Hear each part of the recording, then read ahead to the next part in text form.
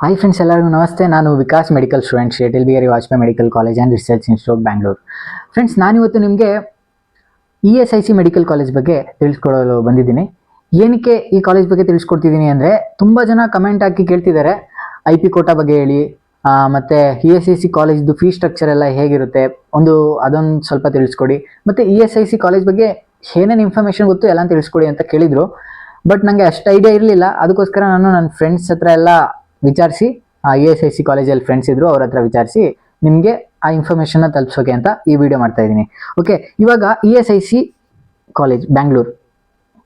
ESIC ಬ್ಯಾಂಗ್ಳೂರಲ್ಲಿ ಅಷ್ಟೇ ಅಲ್ಲ, ಗುಲ್ಬರ್ಗದಲ್ಲೂ ಇದೆ. ಬಟ್ ESIC ಅಂದರೆ ಒಂದೇ ಅಲ್ವಾ, ಸೊ ನೀವು ಯಾವ್ದು ಬೇಕಾದ್ರೂ ಥಿಂಕ್ ಮಾಡ್ಕೋಬೋದು. ಬ್ಯಾಂಗ್ಳೂರು ಇಟ್ಕೊಂಡು ಬರೀತಿರ್ತೀನಿ. ಓಕೆ,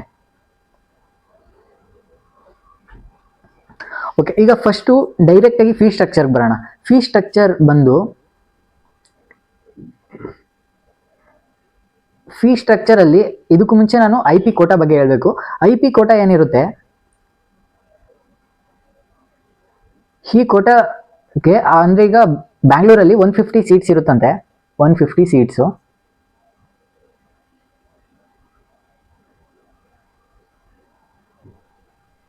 ಅದರಲ್ಲಿ around more than 30% seats reserved for IP quota students.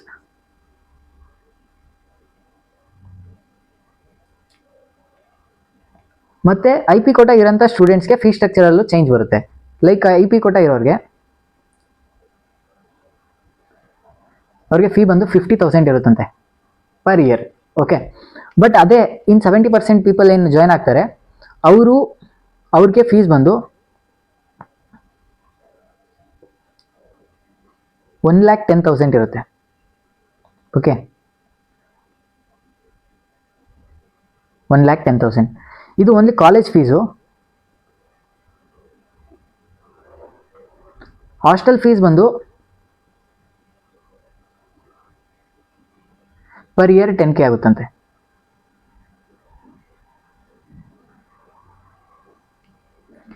But ಬ್ಯಾಂಗ್ಳೂರಲ್ಲಿ ಒಂದು ಡಿಸ್ಅಡ್ವಾಂಟೇಜ್ ಇದೆ ESIC ಕಾಲೇಜ್ದು.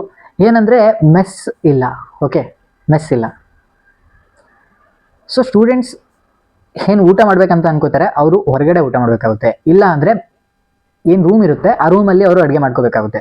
ಇದೊಂದು ಪ್ರಾಬ್ಲಮ್ ಇದೆ. ಎಲ್ಲ ESIC ಕಾಲೇಜಲ್ಲಿ ಏನು ಇಲ್ಲ, ಈ ಕಾಲೇಜಲ್ಲಿ ಬ್ಯಾಂಗ್ಳೂರಲ್ಲಿ ಇದೊಂದು ಸ್ವಲ್ಪ ಪ್ರಾಬ್ಲಮ್ಮು. ಓಕೆ, ಮೆಸ್ಸು ಇಲ್ಲ, ಊಟ ಅಡುಗೆ ಎಲ್ಲ ಅವರೇ ಮಾಡ್ಕೋಬೇಕು. ಸೊ ಅದು ಖರ್ಚು ಬೀಳುತ್ತೆ. ಲೈಕ್ ಕಾಣಿಸಲ್ಲ ಖರ್ಚು, ಬಟ್ ಲೈಕ್ ಪರ್ ಮಂತ್ ಈಗ ನಾವು 4,000 ಇಲ್ಲಿ ಕಟ್ತೀವಿ, ಬಟ್ ಅವ್ರಿಗೆ ಒಂದು 5,000 ಹತ್ತತ್ರ ಖರ್ಚು ಬಿದ್ದುಬಿಡುತ್ತೆ ಮೆಸ್ದು, ನನಗೆ ಅನಿಸಿದ ಪ್ರಕಾರ. ಈವನ್ ಕಮ್ಮಿನೂ ಬೀಳ್ಬೋದು, ನಾವು ಹೇಗೆ ಯೂಸ್ ಮಾಡ್ತೀವಿ ಅದ್ರ ಮೇಲೆ ಡಿಪೆಂಡ್ ಆಗುತ್ತೆ, ಬಟ್ ಬೀಳುತ್ತೆ ಖರ್ಚು ಮೆಸ್ದು. ಓಕೆ, ನೆಕ್ಸ್ಟು ಇನ್ನೊಂದು ನೀವು ತಿಳ್ಕೊಬೇಕು. ಮತ್ತು ಏನಂದರೆ ಅದು ESIC ಹಾಸ್ಪಿಟಲ್ಗೆ ಏನು ಬರ್ತಾರೆ ಪೇಷಂಟ್ಸ್ ಬಗ್ಗೆ ಹೇಳ್ತಿರೋದೀಗ. ಪೇಷಂಟ್ ಇನ್ಫ್ಲೋ ಔಟ್ಫ್ಲೋ ಬಗ್ಗೆ. ಪೇಷಂಟ್ ಏನು ಬರ್ತಾರೆ ಅವರು ESIC ಅಂದರೆ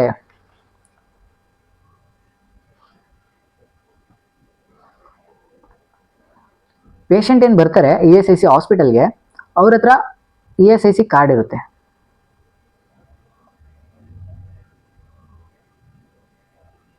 ಓಕೆ, ಮ್ಯಾಕ್ಸಿಮಮ್ ಏನೇನು ಬರ್ತಾರೆ ಅವರೆಲ್ಲ ESIC ಎಂಪ್ಲಾಯಿಗಳೇ ಬರೋಂಥದ್ದು.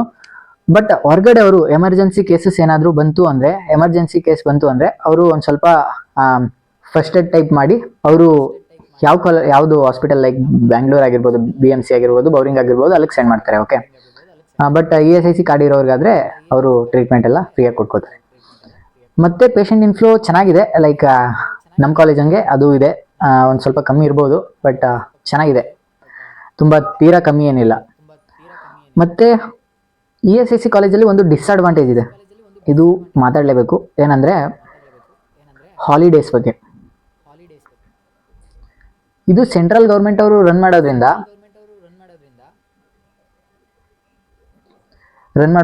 ಬರೀ ಸೆಂಟ್ರಲ್ ಹಾಲಿಡೇಸ್ ಏನಿರುತ್ತೆ, ಸೆಂಟ್ರಲ್ ಆಗಿ ಬರೋಂಥ ಹಾಲಿಡೇಸ್ ಇರುತ್ತಲ್ಲ, ಅದಷ್ಟೇ ಸಿಗುವಂಥದ್ದು ಸ್ಟೂಡೆಂಟ್ಸ್ಗೆ. ಲೈಕ್ ಈಗ ಸ್ಟೇಟಲ್ಲಿ ಏನಾದರೂ ಬಂದಿಂದಾಯಿತು, ಅದು ಇದು ಚಿಕ್ಕ ಪುಟ್ಟ ಹಬ್ಬ ಇತ್ತು ಅಂದರೆ ಅದಕ್ಕೆ ರಜೆ ಸಿಗಲ್ಲ. ಕ್ಲಾಸಸ್ ಎಲ್ಲ ನಾರ್ಮಲ್ ನಡೀತಿರುತ್ತೆ. ಮತ್ತು ಸ್ಯಾಟರ್ಡೆ ಆಫ್ ಡೇ ಇರುತ್ತೆ, ಸಂಡೇ ನಾರ್ಮಲ್ ಹಾಲಿಡೇ ಇರುತ್ತೆ. ಇದೊಂದು ಹಾಲಿಡೇಸ್ ಬಗ್ಗೆ ಒಂದು ಸ್ವಲ್ಪ ಡಿಸ್ಅಡ್ವಾಂಟೇಜ್ ಇದೆ. ಯಾಕೆಂದರೆ ನಮಗೆಲ್ಲ ರಜೆ ಸಿಕ್ಕಾಗ ಅವರು ನಮ್ಮ ಫ್ರೆಂಡ್ಸ್ ಎಲ್ಲ ಮೀಟೇ ಆಗಲ್ಲ, ಅವರು ಕ್ಲಾಸ್ ಇರುತ್ತೆ. ಮತ್ತು ಬಾಂಡ್ ಬಗ್ಗೆ ಹೇಳಬೇಕಿತ್ತು, ಇದು ತುಂಬ ಇಂಪಾರ್ಟೆಂಟು ಬಾಂಡ್ ಬಗ್ಗೆ. ತುಂಬ ಜನಕ್ಕೆ ಬಾಂಡ್ ಬಗ್ಗೆ ಕನ್ಫ್ಯೂಷನ್ ಇತ್ತು, ಬಟ್ ಬಾಂಡ್ ಬಂದು 1 ಇಯರ್ ಅಷ್ಟೇ ಅಂತೆ. 1 ಇಯರ್ ಬಾಂಡ್. ಯಾರು 2 ಇಯರ್ ಅಂತ ಹೇಳ್ತಿದ್ರು ನನಗೂ. ನಾನು ನನ್ನ ಫ್ರೆಂಡ್ ಹತ್ರ ಕೇಳಿದೆ 2 ಇಯರ್ ಅಲ್ವಾ ಅಂತ, ಬಟ್ ಅವರು 1 ಇಯರ್ ಅಷ್ಟೇ ಬಾಂಡ್ ಇರೋದು.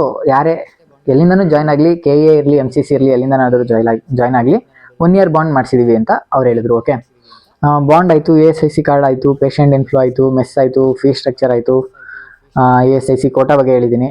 ಮತ್ತು ಹಾಸ್ಟೆಲ್ ಇಲ್ದಿರೋದ್ರಿಂದ ಹಾಸ್ಟೆಲ್ ರೀಫಂಡ್ ಬಗ್ಗೆ ಅಷ್ಟು ಐಡಿಯಾ ಇಲ್ಲ. ಅವ್ರಿಗೆ ಐಡಿಯಾ ಇರಲಿಲ್ಲ. ಮತ್ತು SSP ಸ್ಕಾಲರ್ಶಿಪ್ ಬಂದು ನೀವು ಎಷ್ಟು ಫೀಸ್ ಕಟ್ಟಿರ್ತೀರಾ ಅಷ್ಟು ರೀಫಂಡ್ ಆಗುತ್ತಂತೆ. ಫೀ ಎಷ್ಟಿರುತ್ತೆ ಅಷ್ಟೇ ಬರುತ್ತೆ, ರೀಫಂಡ್ ಆಗುತ್ತೆ. ಅದೇನು ಪ್ರಾಬ್ಲಮ್ ಇಲ್ಲ. ಅಂದರೆ ಇದಕ್ಕೆ ಲಿಮಿಟ್ ಏನಿದೆ, ನಾನು SSP ಬಗ್ಗೆ ನಿಮಗೆ ಆಲ್ರೆಡಿ ವಿಡಿಯೋ ಮಾಡಿ ತಿಳಿಸ್ಕೊಟ್ಟಿದ್ದೀನಿ.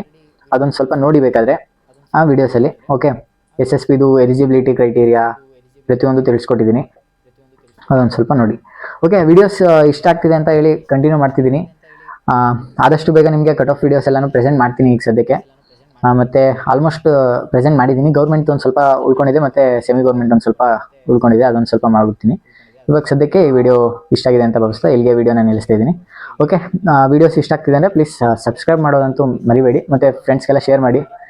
ಯಾರ್ಯಾರಿಗೆ ಯೂಸ್ ಇರುತ್ತೆ ಅವರೆಲ್ಲ ಯೂಸ್ ಮಾಡ್ಕೊಳ್ಳಿ. ವೀಡಿಯೋಸಿಂದ ಒಂದಷ್ಟು ಇನ್ಫಾರ್ಮೇಷನ್ ತಿಳ್ಕೊಂಡಿದ್ದೀನಿ ಅಂತ ಅನಿಸಿದ್ರೆ ಪ್ಲೀಸ್ ಸಬ್ಸ್ಕ್ರೈಬ್ ಮಾಡೋದು ಮಾತ್ರ ಮರಿಬೇಡಿ. Okay, thank you for watching. By.